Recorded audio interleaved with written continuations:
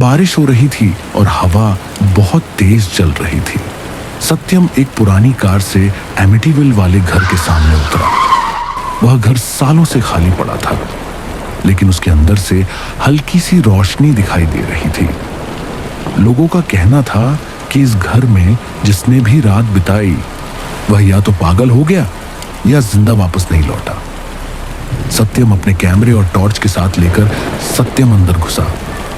दरवाजा उसने धक्का देकर खोला तो पुरानी लकड़ी चरमराई, जैसे घर खुद सांस ले रहा हो।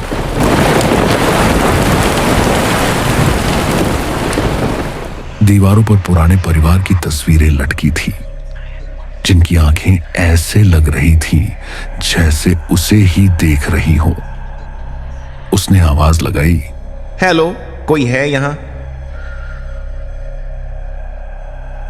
ऊपर वाले कमरे में किसी चीज के गिरने की आवाज आई। सीढ़ियां चढ़ने लगा। हर कदम के साथ सीढ़ियां अपने आप करा रही थी।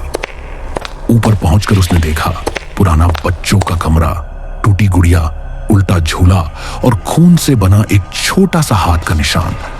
अचानक कमरे का दरवाजा अपने आप बंद हो गया। टॉर्च की रोशनी कांपी और दीवार पर एक परछाई दिखी।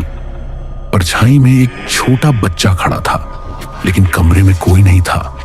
वह परछाई धीरे धीरे पास आने लगी। सत्यम पीछे हटने लगा। तभी उस बच्चे की फुसफुसाहट आई, उन्होंने मुझे यहीं बंद कर दिया था। सत्यम ने कांपते हुए पूछा, लेकिन क्यों और किसने तुम्हें बंद किया? उस डरावनी आवाज ने कहा, इस घर ने हमें यहाँ बंद किया है, क्योंकि यह एक आम घर नहीं, यह घर जिंदा है। मंजिल की लाइट ब्लिंक करती हुई बुझ गई। पूरा घर अंधेरे में डूब गया। टॉर्च की रोशनी वापस आई तो सामने वह बच्चा नहीं था। उसकी जगह दीवार पर लिखी पंक्ति थी, डोंट लीव। नीचे से कदमों की तेज आवाज आने लगी, जैसे दर्जनों लोग भागते हुए ऊपर आ रहे हों, पर सीढ़ियों पर कोई दिखाई नहीं दे रहा था।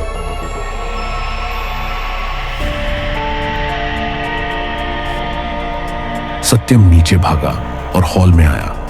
हॉल के बीचों बीच एक पुरानी रॉकिंग चेयर अपने आप झूल रही थी। कुर्सी पर बैठी परछाई धीरे धीरे हिल रही थी। उसका चेहरा नहीं दिख रहा था, पर मुस्कान साफ दिखाई दे रही थी। वही आवाज आई,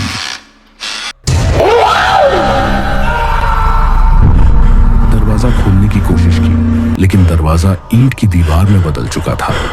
खिड़कियां गायब, बाहर का रास्ता गायब। घर अंदर से बदल चुका था और एक लंबा गलियारा बन गया था, जो पहले था ही नहीं। उसने पीछे मुड़कर देखा, गलियारे के दोनों ओर दरवाजे थे और हर दरवाजे के पीछे कोई जोर जोर से सांस ले रहा था। एक दरवाजा अपने आप खुला, अंदर अंधेरा। सत्यम ने अंदर देखा, वहां वही पुराना परिवार खड़ा था, जिनकी तस्वीरें दीवार पर लगी थी, लेकिन वो सब उनकी काली परछाई थी और उन सब की नजरें सत्यम की तरफ ही देख रही थी। सबने एक साथ कहा, हमने भागने की कोशिश की थी, लेकिन इस शब्द ने हमें यहाँ रहने पर मजबूर कर दिया। सत्यम चीखा और पीछे हटने लगा। तभी फर्श नरम होने लगा, जैसे दलदल हो। उसके पैर धीरे धीरे जमीन में धंसने लगे।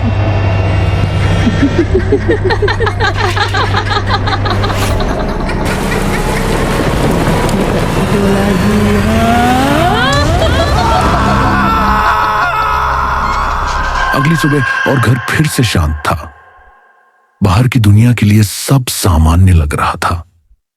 बस प्रवेश दरवाजे के पास दीवार पर एक नया नाम खुदा था, सत्यम, और उसके नीचे छोटा सा खून का निशान। घर अब अगले मेहमान का इंतजार कर रहा था। तो दोस्तों, आपको ये डरावनी कहानी कैसी लगी? कमेंट करके जरूर बताइए।